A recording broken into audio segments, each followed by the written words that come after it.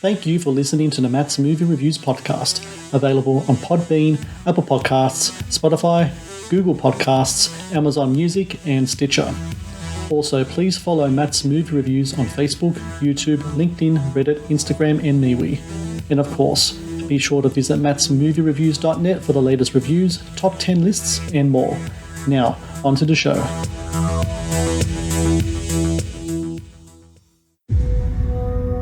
Who's this? Mary Laidlaw. She's just finished a life term. She killed her husband with an axe. Used to tell stories about her. Bloody Mary would get us if we were bad. Can you open the door, please? I tried phoning ahead, but Line's dead. I have to fit you with a monitoring tag. You got kids? Hi. I don't talk about my personal life. Why do you stay in this town? No mother should have a stranger bring up her child. That's not right. Look! Mary Laidlaw just went off property. She comes back. 2 kids vanish. What they got up to up here was sick. 30 years in this skin. It's nothing to do with me. Get out! Mandrake. His father was a man. His mother is the earth. Put it down!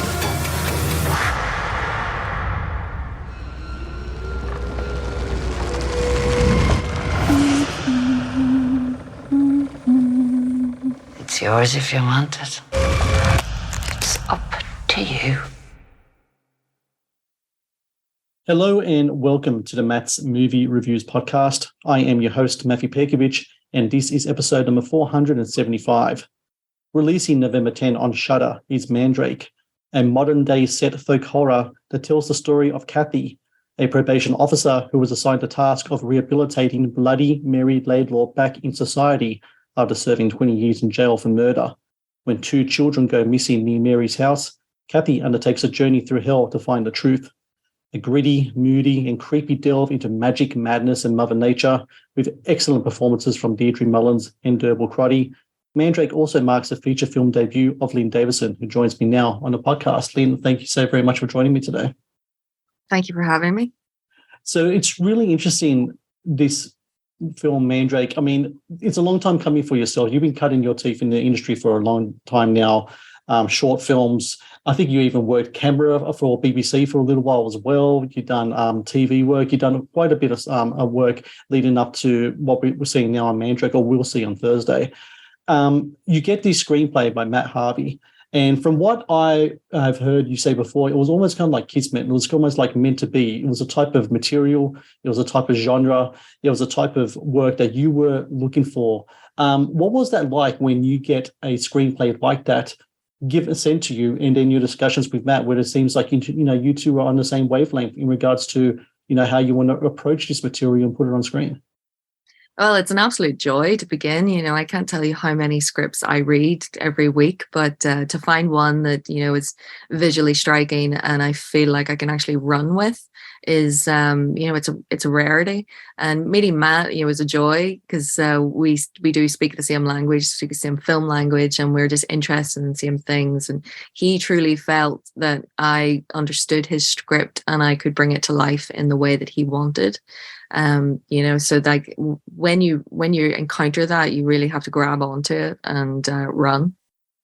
The interesting thing about the movie as well, of course, it deals with a witchcraft or a version of witchcraft and magic and stuff, but it's grounded. It's of the soil. It's of blood. It's of nature. When it came to those kind of that element of the screenplay, was that already in Matt's writing, or is that something where you guys kind of delve into it further? You'd look into pagan culture, folklore, witchcraft culture, and to kind of tap into that stuff and then bring it into the movie that we see this Thursday? I mean, it definitely was there. but we did expand upon it. We actually we were meant to shoot earlier in the year, and then we couldn't because of COVID. So we had a little bit more development time, which was, that's just wonderful. It's every film needs that. But we did our research, we did into paganism, even our personal interests. And here in Ireland, we are raised on these dark stories of banshees and goblins and ghouls, and we were definitely able to bring that in. But I think that for me, all of my shorts are drama because I wanted a good foundation in drama before I brought the fantastical in, and the film to be grounded was extremely important to me because I feel like it offers a greater degree of believability. One of the taglines in my house growing up was my mum saying, "Suspend your disbelief" when we would watch films. But I didn't want my audience to have to do that. I wanted them to see my character Mary and know that she had a deeper understanding of nature and how to wield the power that is around us every day, but we don't see it because we're not attuned to it. So it, you did say it there, but I wanted the film to be grounded and it to be the magic to be blood and soil. And, there's a great texture to the film where you can, smell the kind of damp mud when you're watching it. Well, speaking of that, when watching the film, it almost felt like I can feel the cold. I can feel that thick mud that so many characters kind of like are digging through and being dragged across. Especially, sticking out to me is the house. This really kind of isolated house covered in leaves, almost kind of like textbook of what might be in someone's town. It could be the witch's house. Every town seems to have one, right?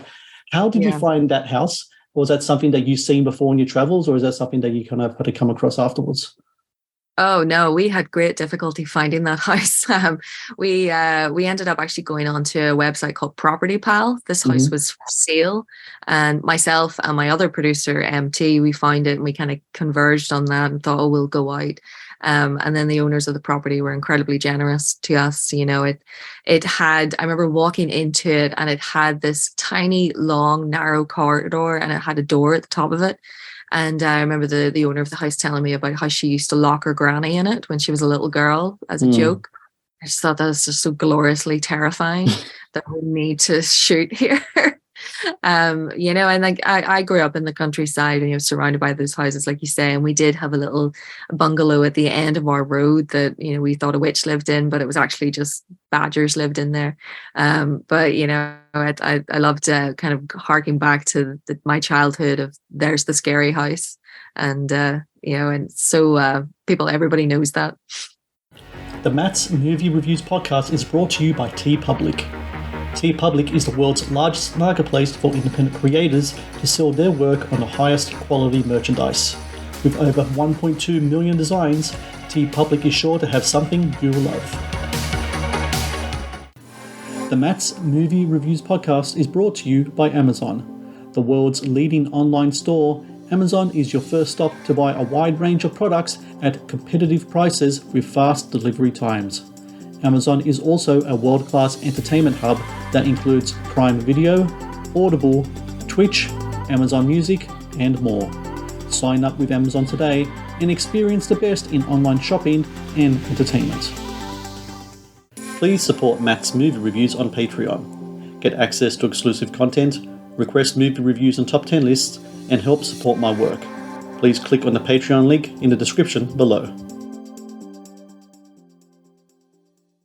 Speaking of the witch in your movie, the role of Mary is played by Derbil Crotty. I don't know Derbil.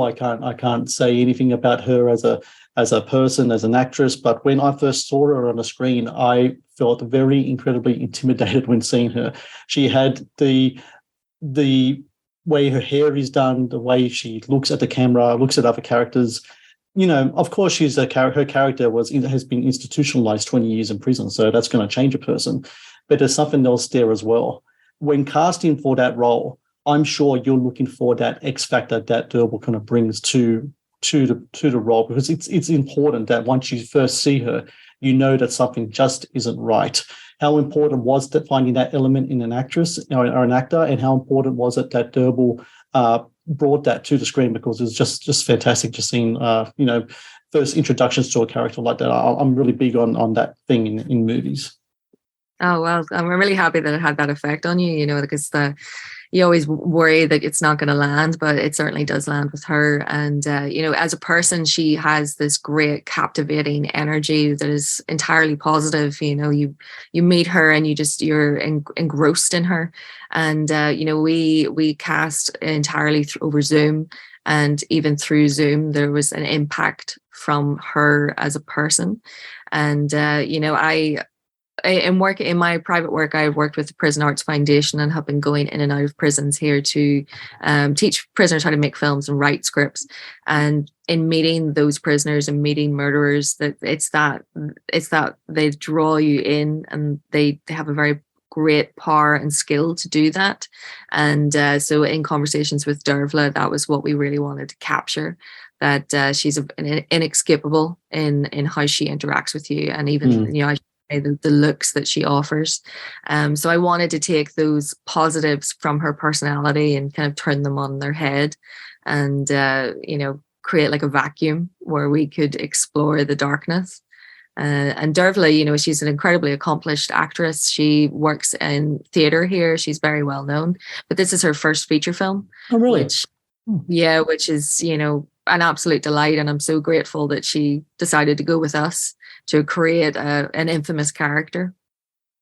And on the other end of the spectrum, you have Deirdre Mullins, and she's terrific in the role as well. But it's a really physically demanding role. And considering the environment, considering the limitations regards to time and budget, I'm sure there would have been occasions in the film where maybe you or maybe she was like, you know what, let's not worry about a stand person today. I'm going to take this for the team. Was there a lot of occasions like that? Because it did seem like that, like Deirdre really did put herself in really physically demanding situations where even I was like, I couldn't help but wince a few times when some of the things that she's subjected to, her character at least in the movie. Yeah, I know. I mean, I think the majority of our relationship now is me apologizing to Deirdre, but she's a very athletic person in life and very capable, and she loves stunts, and she loves like stage combat and things. She's very well trained.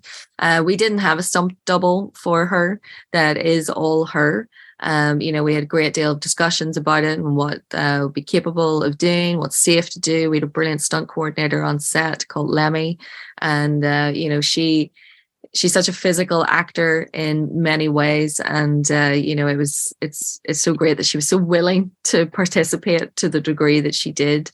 And there's shots where when she is running, and it's a particular one with the chain, it's kind of very nerve-wracking when shooting, because I want to ensure everybody's safety, of course, but she's just a very capable person, and a very willing to get in and get dirty, thankfully for me.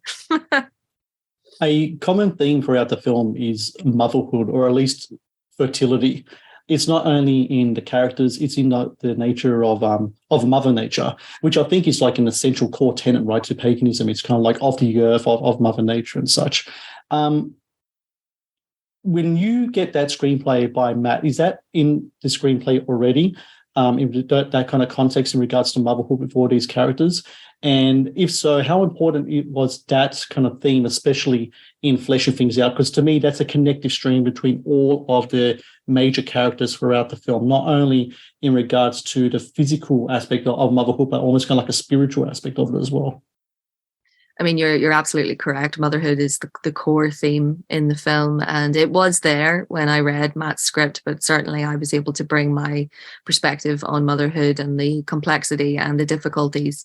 And basically what I wanted to show is that the prescribed notion of motherhood is false, and you have to find it for yourself. And there are very many different mothers in the world, and different ways to kind of handle the situation. But I suppose it's about screaming out about individuality in the, against nature when we're trying to find ourselves and trying to progress. But nature is this force that doesn't care about our plans and just continues and does what it does best. You know, and exploring Cathy and how she had previously suffered with postpartum depression and it failed to connect with her son initially, and then that cost her marriage. You know, I wanted to explore the dark side of motherhood, and you know, I think that we achieved something that's new to screen and a little bit more enlightened to the struggle that I suppose a lot of women do face. Is it true that you have an idea for a prequel to Mandrake in regards to the original Bloody Mary crimes? That is true, yeah. Actually, as part of the props, I had written out an entire case file of what happened when the police found, went to the Laidlaw farm and found what they found. I don't want to give any spoilers, but Matt and I had discussed it, and we discussed a prequel. I think a prequel would be much more fitting, so that we could explore Mary. I think it'll be a great idea. Last question here. I know that when you were younger, you had movie nights. It was a big thing in your household. I think you said you had to direct it, but as young as 6 years old, because of these movie nights, watching movies like Jaws and Terminator, etc. Now your movie's on Shudder, which is like the premier kind of like horror platform. Are you looking forward to the notion of now new generations of families having movie nights and watching your movie as one of those movie nights come November 10? I mean, absolutely. I mean, I hadn't even really thought of it, but I wonder if our parents as lackluster as my parents were at the. I think age ratings mean a lot more to people now. You know, when I was growing up, it was the 80s and early 90s, and nobody seemed to care. But yeah, I mean, every night was movie night in my house, and I would be just absolutely chuffed and privileged if somebody added mine into theirs. So that would be wonderful. So for everyone listening, November 10 on Shudder, Mandrake, get everyone together, whether it be your family, your friends, turn out the lights, put on some candles, have some popcorn, grab yourself a drink or whatever you want and enjoy Mandrake. It's a really kind of creepy, moody film. Really perfect timing post-Halloween to have a film like this out there, and I really enjoyed it very much. And Lynne, I thank you so very much for your time today. Congratulations to the film. And look, if that prequel happens, I want to be front row and center and talking to you again about that film when it happens. Great. Thank you very much. Thank you for watching the Matt's Movie Reviews channel. Please subscribe for more reviews, podcast interviews, and exclusive content. Also, if you would like to request a review and support my work, please join my Patreon via the link in the description below.